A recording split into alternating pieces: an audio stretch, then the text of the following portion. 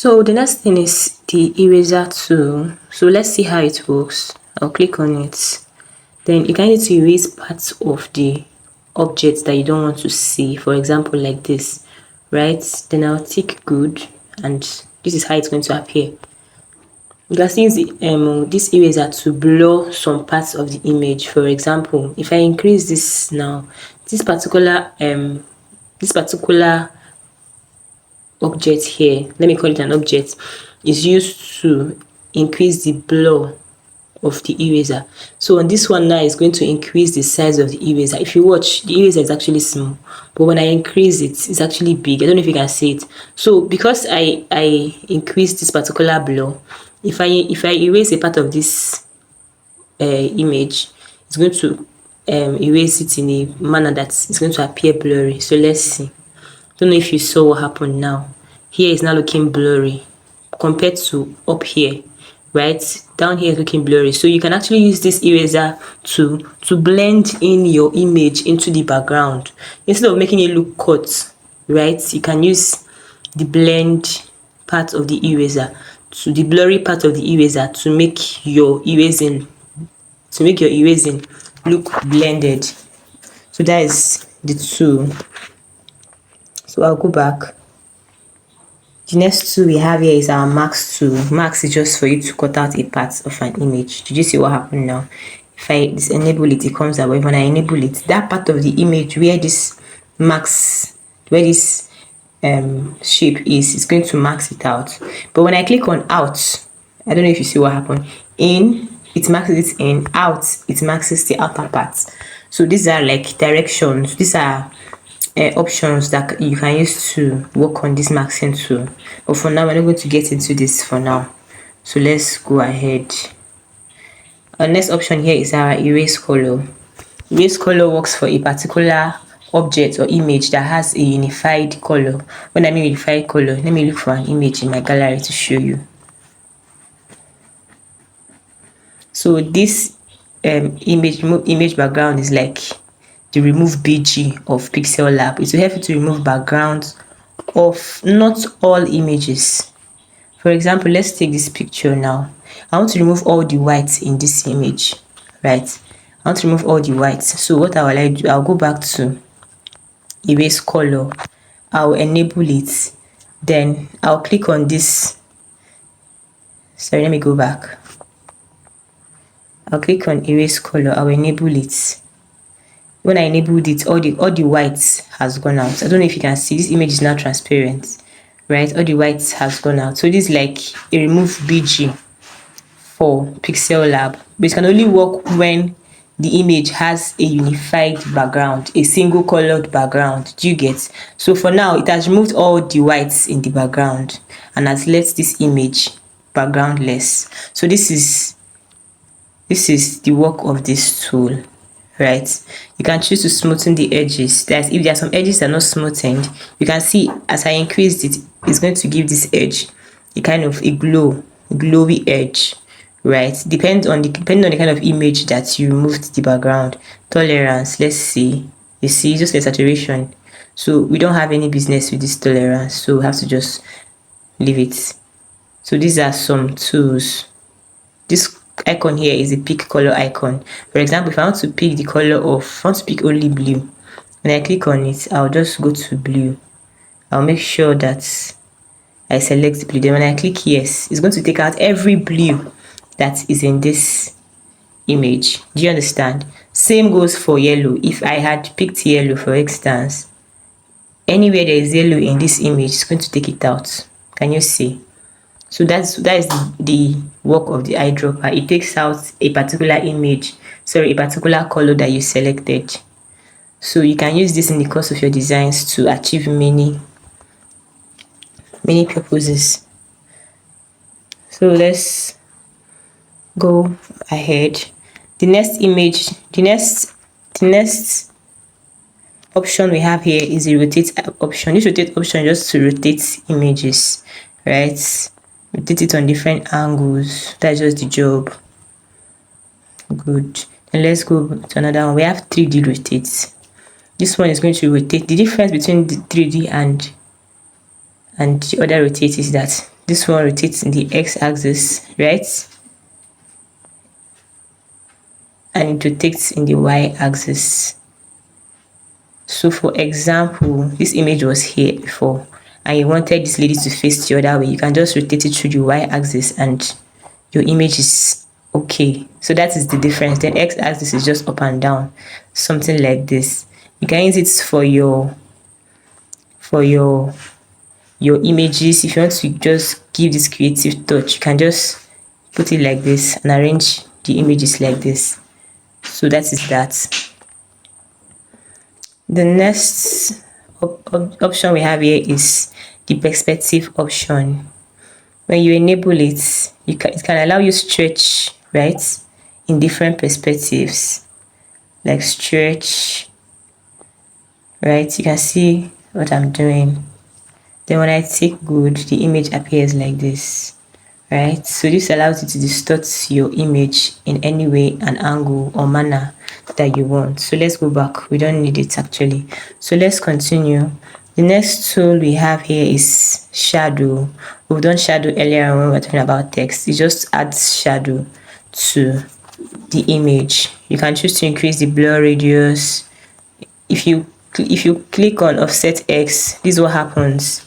It's going to bring shadows in the X direction, right? So we have to make it minimal. If you click on offset Y, it's going to bring in shadows from the Y directions, but we don't need those, right? So we have to just stick to what the blur radius, either increasing or decreasing them. Then maybe sometimes you can actually manipulate this one so that to get a particular effect for your design. So this is our shadow. We are done with. Oh, okay, I actually talked about inner shadow. So this is actually inner shadow. Then I'll go back. Then outer shadow is just to add shadow to the outer parts of your image.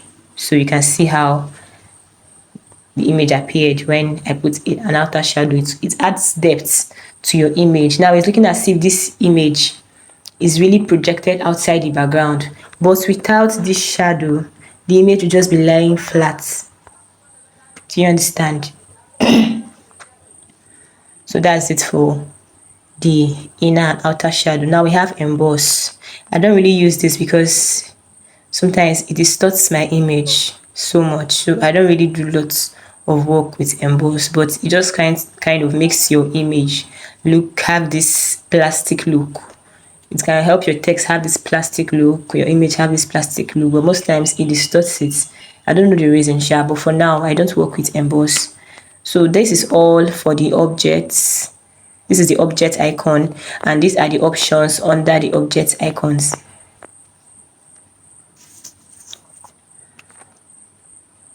So now we can go to the next icon. This icon is our background icon.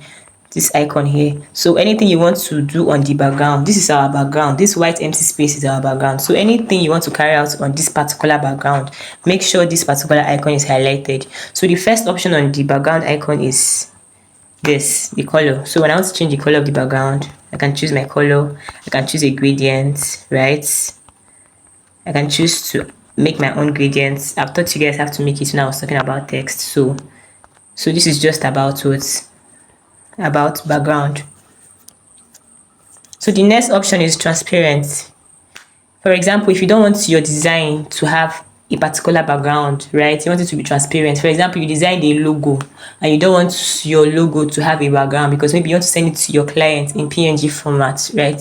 So what you just do, go to your background, click on transparent, and your design is not going to have a particular background. So that means when you send your design to somebody, there's not going to be background on it. Is that understood? So the next is image size. This is the most crucial part of this pixellab because this is where you can be able to determine the size of what you're working on.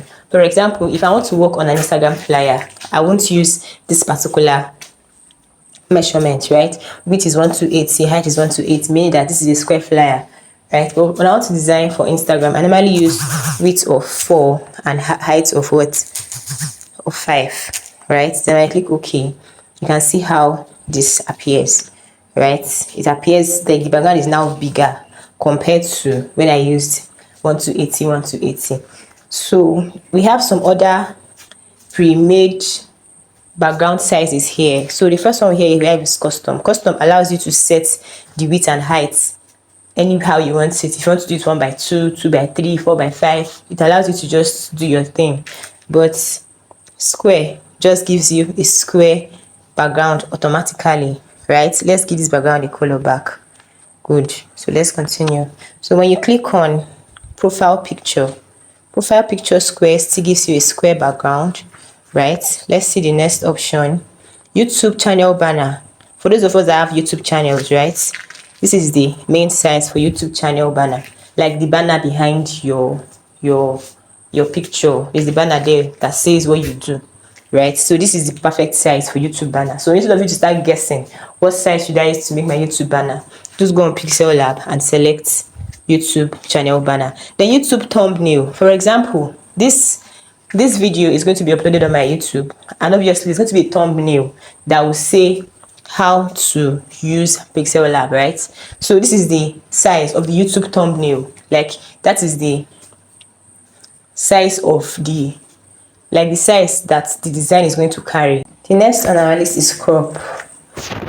Crop is not working because I didn't import from gallery, right? I'm going to show you how it works. Then image allows you to change the background to the image is present in Canva. Sorry, not Canva, pixellab, right? Because pixellab has already made background images. So if you want to change the background to any one that is in Canva, you can just click on it and it changes, right? Anyone you want, click on it and it changes.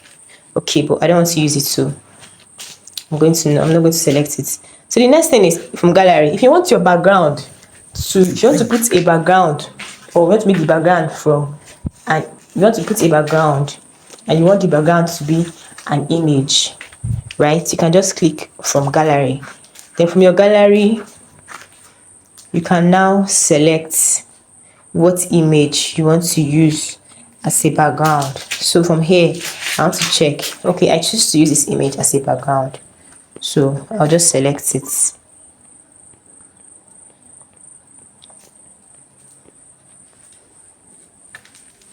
Wow, so I've selected it. So these ratios we have here are different ratios that you want the background to have. Is it 1 by 1? Do you want 16 by 9? It's going to be rectangle. 4 by 3 is still going to be rectangle. 3 by 2, 9 by 16. Whatever size you want the image to have, you can just change them from here. But for me, I want to use 1 by 1. That's a square size. Then I can choose to increase it from here using this icon. This icon here is for rotation, right? Through different angles. This is for lock. Like if you want to lock the background, you don't want anything to move, you can come here and lock it. This is circle. If you want to make the image have circular edges, you can choose this, right? Here is for rotation too. This for rotation, this for rotation. X is when you want to cancel, right?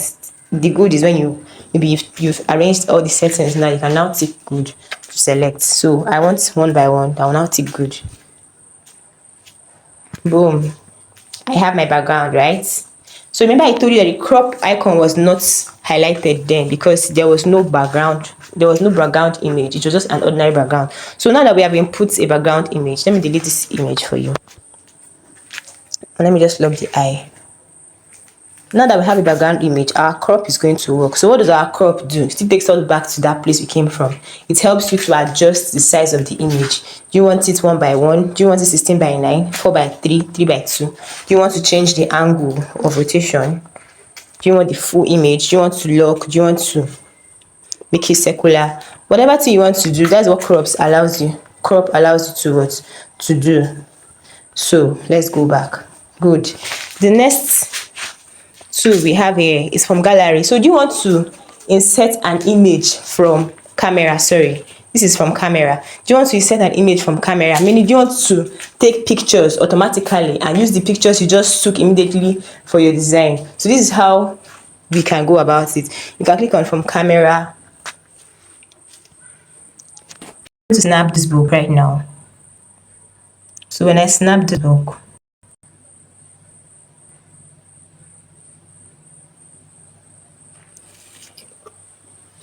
I can now choose to use this image for my background, right? So I'll tick on the good, then I'll tick good again, and Don't mind my image looking blurry and all, but it's just for the course of this tutorial, just to show you how you can actually go about this. Sorry for that. So let's go back.